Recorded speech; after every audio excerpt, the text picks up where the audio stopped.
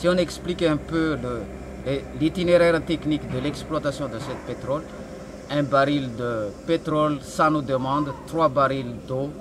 Et nous savons que dans cette région, l'eau se fait rare ici, vu le changement climatique, vu l'état naturel de l'écologie.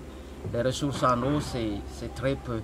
Or, vis-à-vis de cette grande exploitation qui demande beaucoup d'eau et qui aussi délivre des eaux usées, risque de contaminer cette grande rivière qui passe auprès de Madagascar Oil.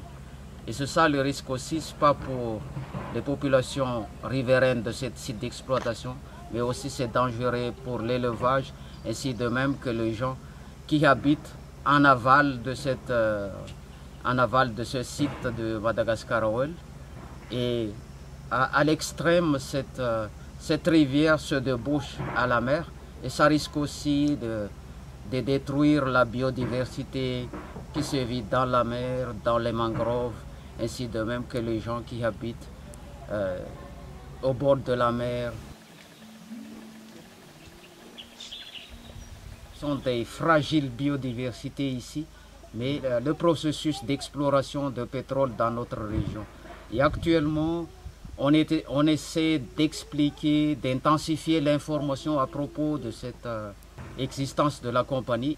La population de Mélec ne savent pas exactement de quoi il s'agit cette exploitation.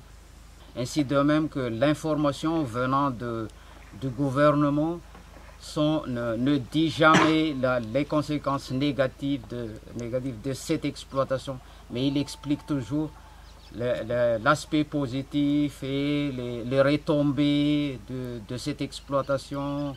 Ça va nous donner des richesses, ça va nous donner des emplois.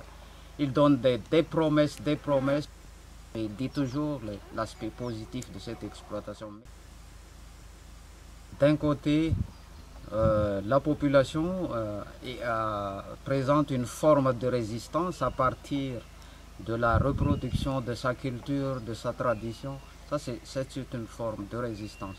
Mais vu sa pauvreté, sa situation quotidienne vis-à-vis de la pression des besoins pécuniaires dans sa vie quotidienne, il est obligé quelquefois d'accepter ce que la compagnie veut faire dans sa région, mais jamais la compagnie arrive à détecter et à résoudre le vrai problème de la communauté.